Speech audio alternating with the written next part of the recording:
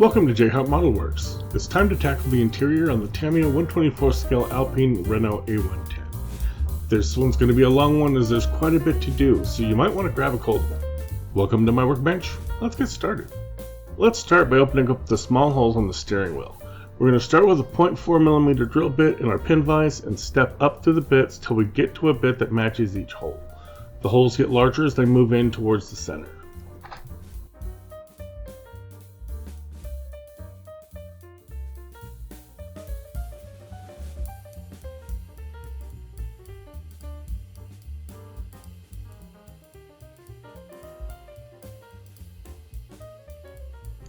That's looking pretty good there.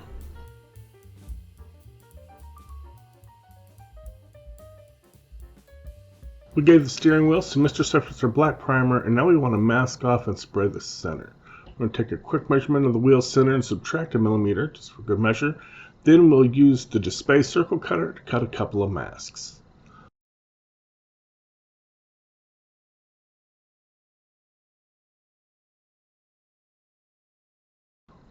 Once we have these cut, we can apply them evenly over the front and back of the wheel.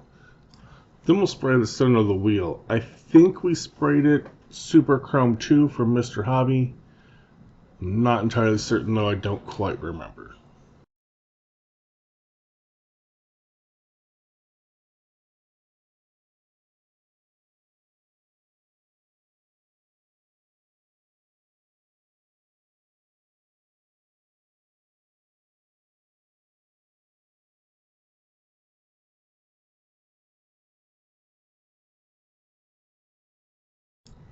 Oh look, I guess it was Super Chrome 2.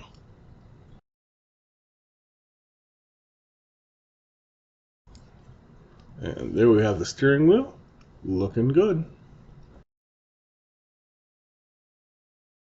Next up, we want to modify the steering column to replace the ignition switch with a 1.2mm top studio rivet.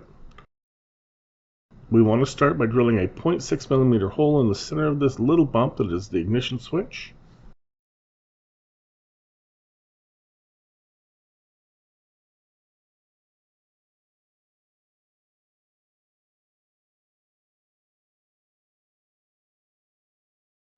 Once that hole's drilled, we will then sand the side smooth, getting rid of the original ignition switch and the mold seam at the same time.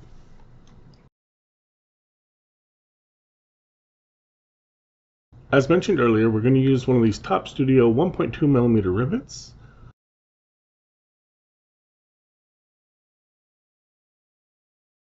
We'll just dip the end in some Elmer's glue, then carefully slot it into the hole we drilled.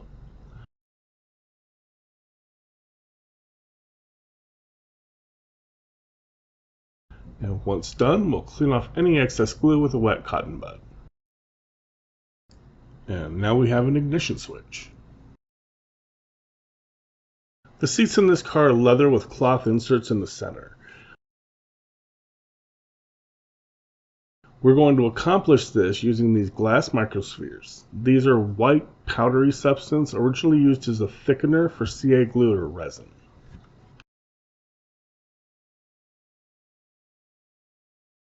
We want to mask off the sides of the seats.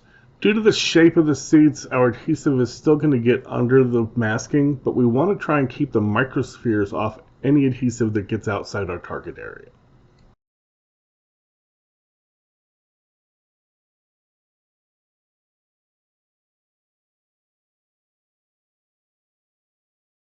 With the masking completed, we're going to apply a nice wet coat of Tamiya semi-gloss clear.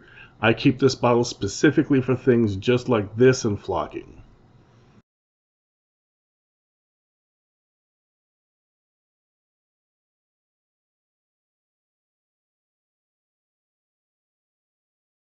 While the clear is still wet, we want to cover the part in the microspheres. Should probably wait a minute or two. I don't. Should probably let it dry and then tap off the excess. After we remove our masking, we want to carefully brush off any microspheres that got outside the cloth area and let it dry.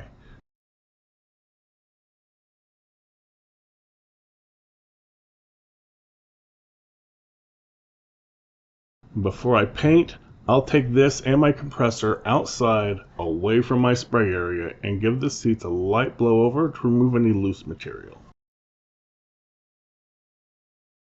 I'm laying down a sheet of paper because next we're going to use some flocking for the carpets as well as the heat material under the engine cover.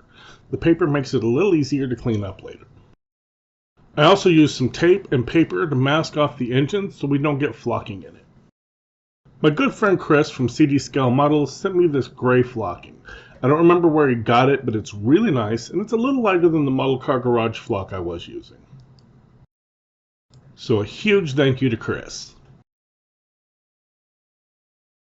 We're going to load this up in our tea strainer, and remember, don't use your wife's tea strainer, go get your own. Then we're going to put a nice wet coat of this Tamiya semi-gloss clear again. This bottle is only used for this purpose, so it doesn't matter if I get flocking in it.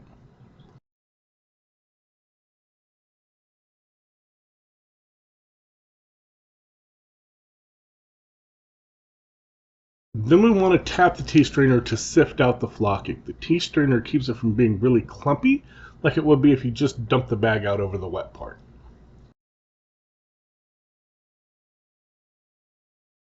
Now we're going to repeat the process for the floor. I like to do one side at a time so the clear doesn't dry out. If it dries out before you put the flocking down, the flock won't stick and you'll get bare areas.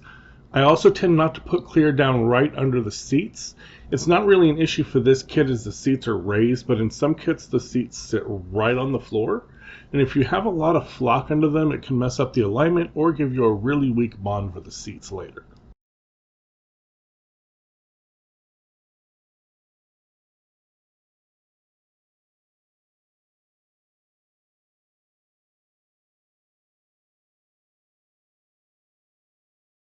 Once done, we can let it sit to dry and then turn it over and tap out the loose flocking.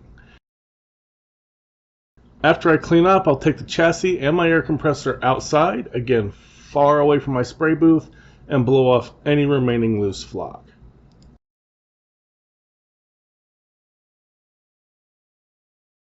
And here we are, all finished. I really like the color. I did get it a little light, so it is a little bare, but once we get it in the car, it's going to be fairly dark down there anyhow, so you're not really going to see it. You're going to see the texture from it, and that's what we're really going for. I will, however, probably add a second coat to the underside of the engine cover. Alright, everything's been primed in black as some parts are metallic blue and others are gray. We then reprimed them in gray because the black made the red too dark. We then painted everything in Zero Paint's Ferrari Leather Bordeaux, so it's time to detail up these door cards. We're going to start by applying some bare metal foil to the door latch and the window crank. I press it down with my finger, then I burnish it down really well with a Tamiya small pointy cotton bud, and sometimes follow that up with a toothpick. I then take a brand new blade. Even if the old blade had only been used a couple of times, still use a brand new blade and carefully cut around the edge.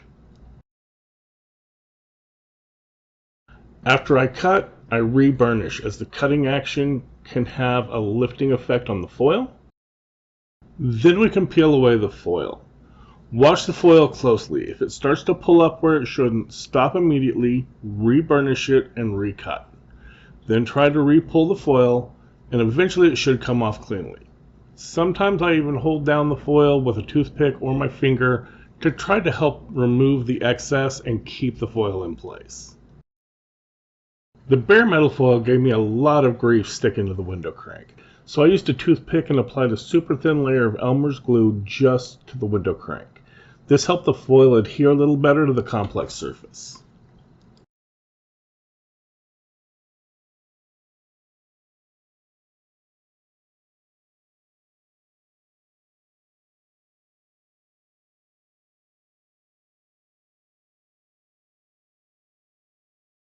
Yeah, I had to really burnish the crap out of it. The toothpick helps get into all the little nooks and crannies that you just can't reach with the cotton bud. I still had to re-burnish it multiple times.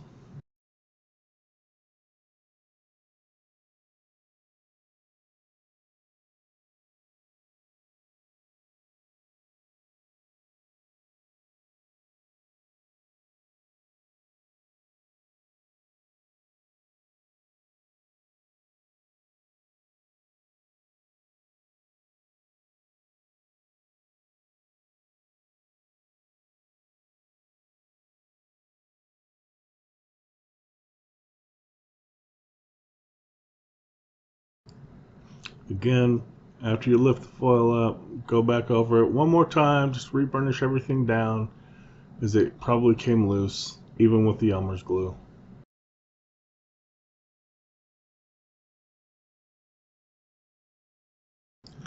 And now we get to do some detail painting with my mechanical pencils. This is my 0.5. I have a 0.3 that we'll be using again later. We want to run a bit of pencil lead out. You don't want the paint to get on the pencil itself or it will jam up the pencil. Then you just dip the lead in your paint. I use Vallejo acrylics for this, and you just want to tap in the paint onto the detail. The really fine point of the mechanical pencil lets you get really precise with this. We're also just going to run a little bit inside the door latch, and then we can rub the excess off with our finger while it's still wet. And then this up here is supposed to be a leather door handle to pull the door. We're going to go ahead and do that in black as well. And now we're going to follow up with a 0.3mm pencil and some Vallejo silver. There's a couple of little bolts on each end of the door pull. We're going to go ahead and tap those. And then while I was putting some panel line into these little panel lines here, I noticed there were two more that I missed, so we're going to come back and pick those up. Not sure what happened. The footage for doing the panel liner got completely eaten. I just used some Tamiya black panel line wash there in those recesses in the red parts. Moving on to the dash, and we have quite a bit of work to do here. Blue tack can be really useful for masking off weird complex shapes like that gauge cluster. And we're going to start off with detailing with our mechanical pencil and the Vallejo silver again. These buttons are really tiny, so we're using the 0.3mm pencil again. And when you start seeing it get a little thin like this, go back in and just go back over the buttons again, just very carefully.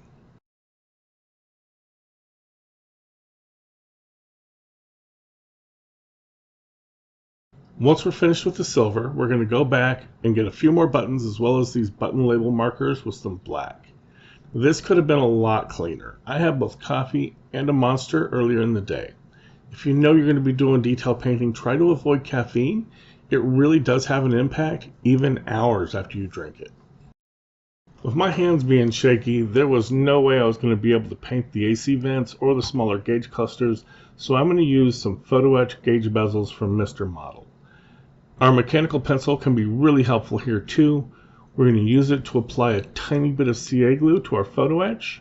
Absolutely do not get glue on the pencil itself or just the lead, or you're going to end up throwing away a pencil. And honestly, my 0.3 pencil I think was about 13 bucks. Professional drafting pencils are not cheap.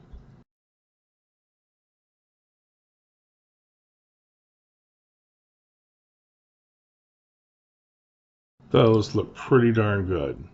You can see where I tried to paint the gauge bezels. I got the large ones for the most part. The small ones, not so much. We will fix it after we put down some decals.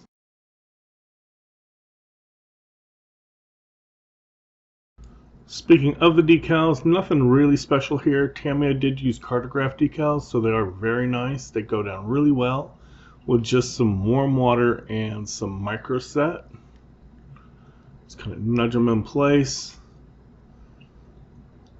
And then just press out with a cotton bud to make sure we get off all the microset and water out from under them. And just apply each decal in order. I'm going to go ahead and apply the next one to the steering wheel.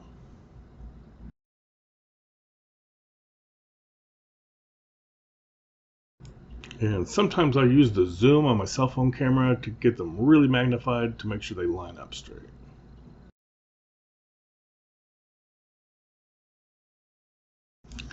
Now there are 5 gauge clusters that go into this instrument binnacle.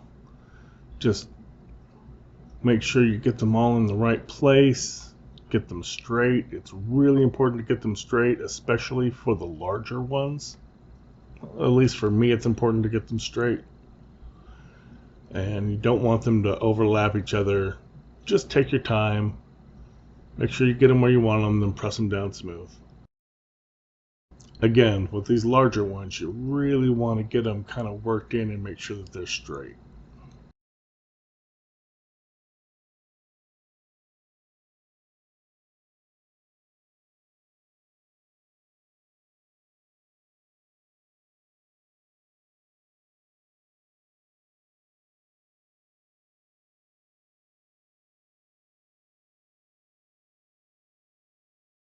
As I mentioned earlier, I was not able to paint the smaller gauge bezels, so we're going to go back in with some of these smaller gauge bezels from Mr. Hobby, and we're just going to glue those in place over the smaller gauges.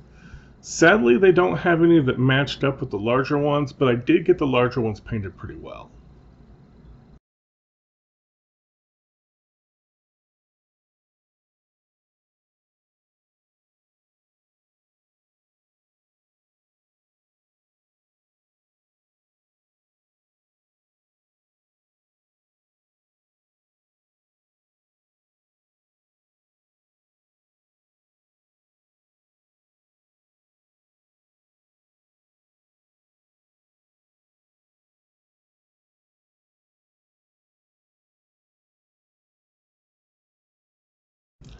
And now we're going to put some UV glue into each one of these gauges to simulate the glass. Really only takes a drop or so. A little goes a long ways with this stuff.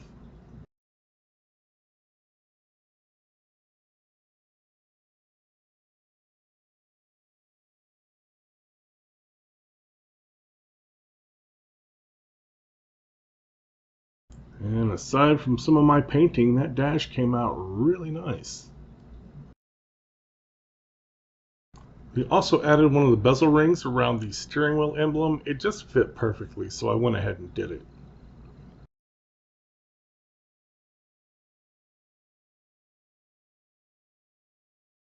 And we'll put some UV glue over the logo decal as well to give it a 3D appearance.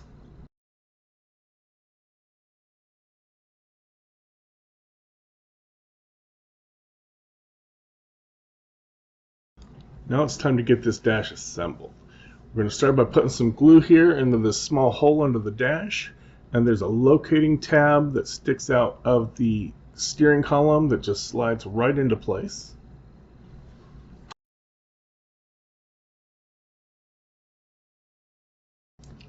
With that done, we're going to put a touch of super glue right on the end of the column and add our steering wheel. I want to make sure we get it nice and straight. And we're going to use our blue tack to put this tiny little gauge cluster in the center of the dash. Just going to put a little glue on the back, and then we can use that to just place it very, very accurately right where we want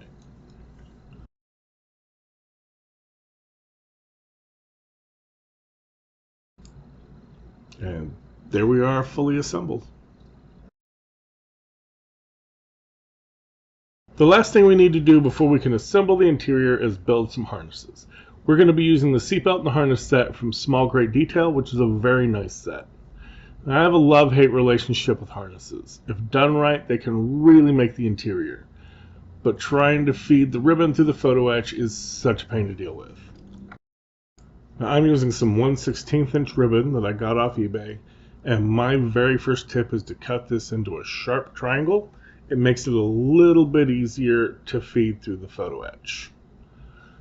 Another tip is to feed it through the photo etch while the photo etch is still on the fret. It's easier to handle that way. Once we get the ribbon through the buckle, we want to cut it off the fret and add a little CA glue on the back side just behind the photo etch. This way, when you fold the ribbon over the photo etch, it will fold neatly around the etch and not have a hard glued chunk sticking out under your buckle. Then we can just slide our hobby knife right between the two ribbons and cut off the remaining piece. So now we have a nice looking buckle. This is for our lap belt. Get just kind of a test fit, see how long we need to make it, and we'll just cut this off right about here.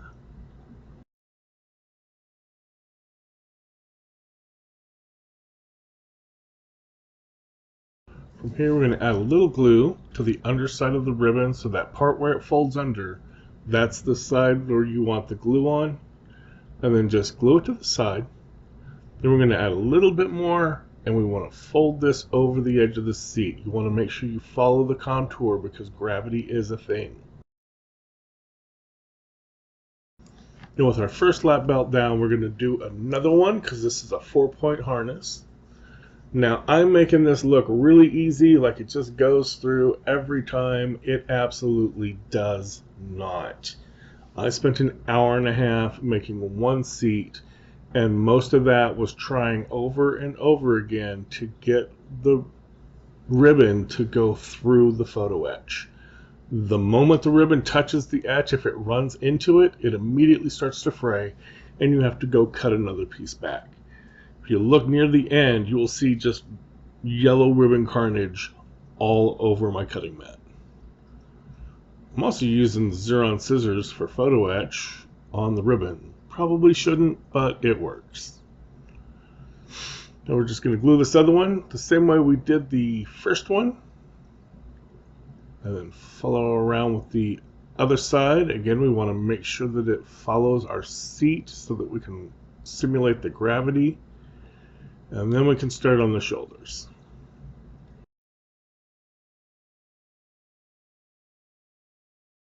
The shoulders are a lot more work. A big part of this is that there are these adjusters on each of the shoulders, and you have to run the ribbon through twice. And on the second pass, the ribbon itself is in the way as well, and will also cause the end of your ribbon to fray if you touch it. If your ribbon frays, honestly, don't bother trying to moisten it or press it flat. Just cut the tip off again and try again. And again. And again. Once you get it through, you want to make sure that the adjuster is nice and straight.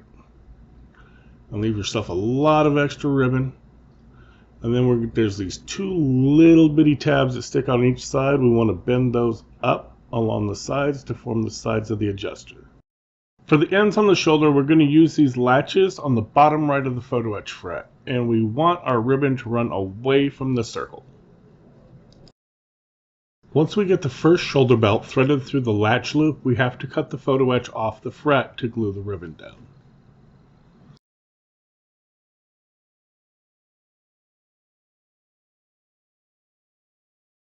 We're going to do a test fit to get a feel for where we want the latch to end. Make some minor adjustments.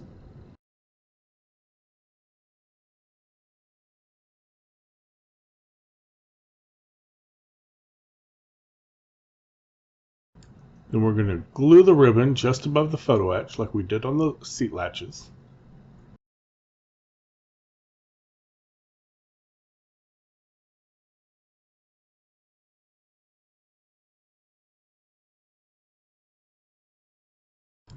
Then we're going to cut the belt just at the adjuster because that's where the belt would end at. Now I need to cut this belt off the ribbon, but we're going to leave it really long so we have lots of extra when we go to mount it to the chassis. The second belt is more difficult to thread through the harness latch because the photo etch is already cut off the fret. So all we have to hold on to is just the first belt, and we need to thread the second belt through the tiny hole with no real grip on the latch.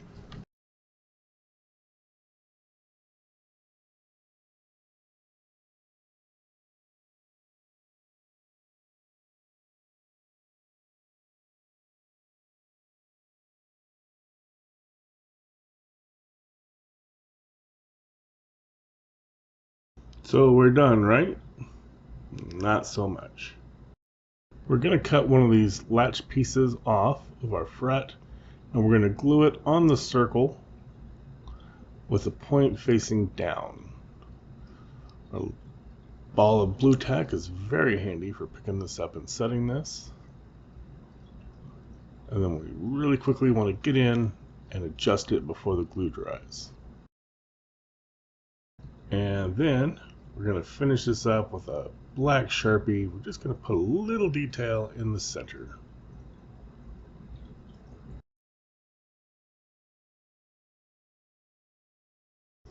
Now we're going to put a little glue on the straps, and we're going to glue it onto the seat.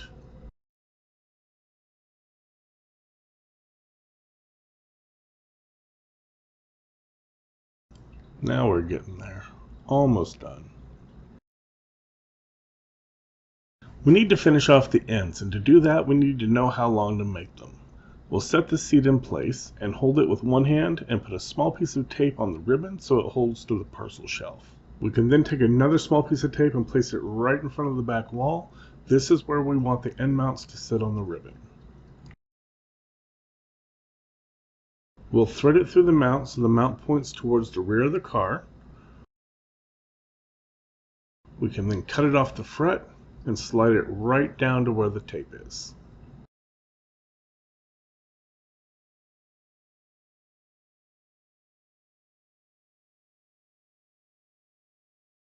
Then we can glue the ribbon down. I'll use some tweezers to hold that tiny photo etch piece while I flatten the ribbon.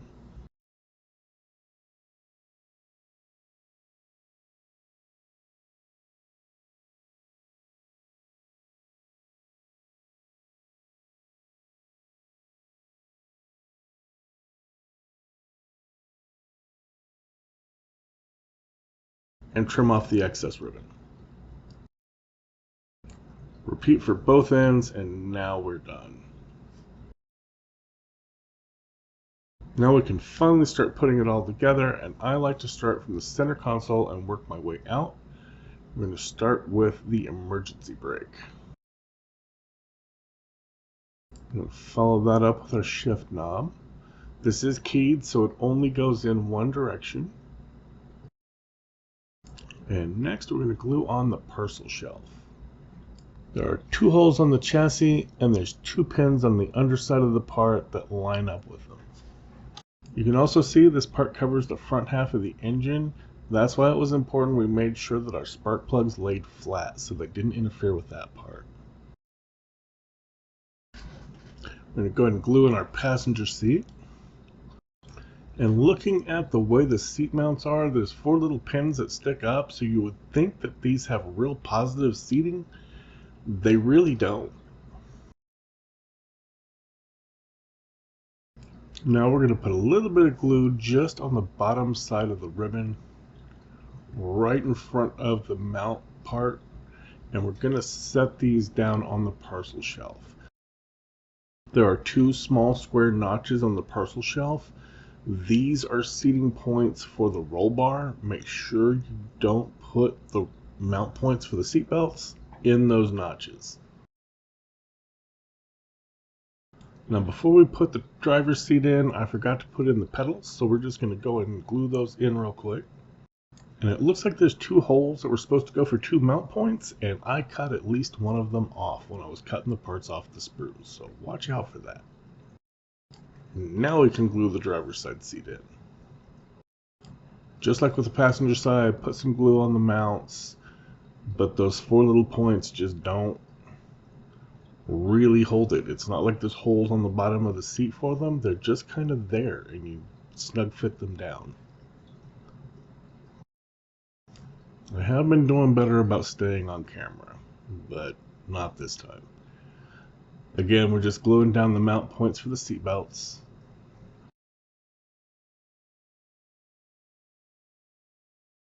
And watch out for that mounting notch for the roll bar.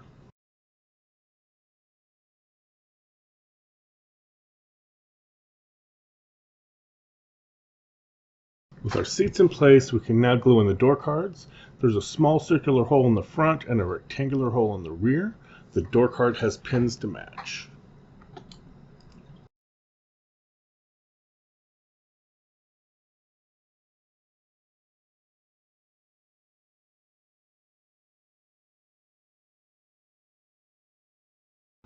Now we can glue in that beautiful dash assembly. The door cards have these notches, and the dash sits perfectly in them.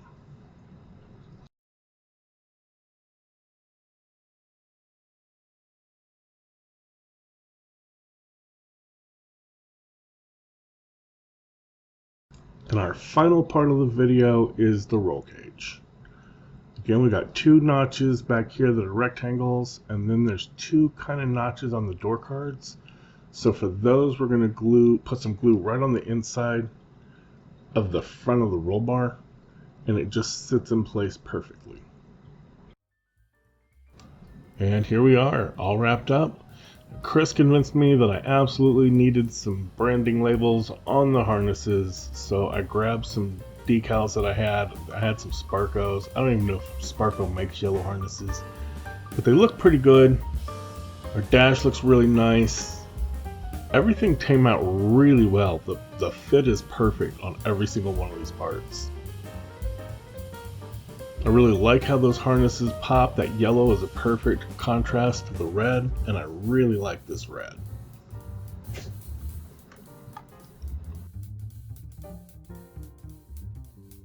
And that's going to wrap up this video. From here, we should just be moving on to final assembly, so there should be just one video left. I'm going to try to have that out by next week, but I'm not absolutely certain. Work has gotten much busier lately, so I'm not getting as much downtime as I normally do. And it's Thursday, and I'm just wrapping up the voiceover for this video, so haven't even started on the final assembly yet. We're going to do everything we can to get it done for next week, though. Until then, thanks for hanging out with me, and I'll catch you on the next one. If you enjoyed the video, please hit the like button. Also, feel free to leave comments, feedback, critique, or anything else in the comment section below. I enjoy interacting with all my viewers in the comment section and try to reply to all the comments I receive. If you want to catch future videos, please consider subscribing to my channel and make sure you click the bell notification icon so you can be notified when I upload new videos. As always, thank you for watching. Keep modeling, and have a great day.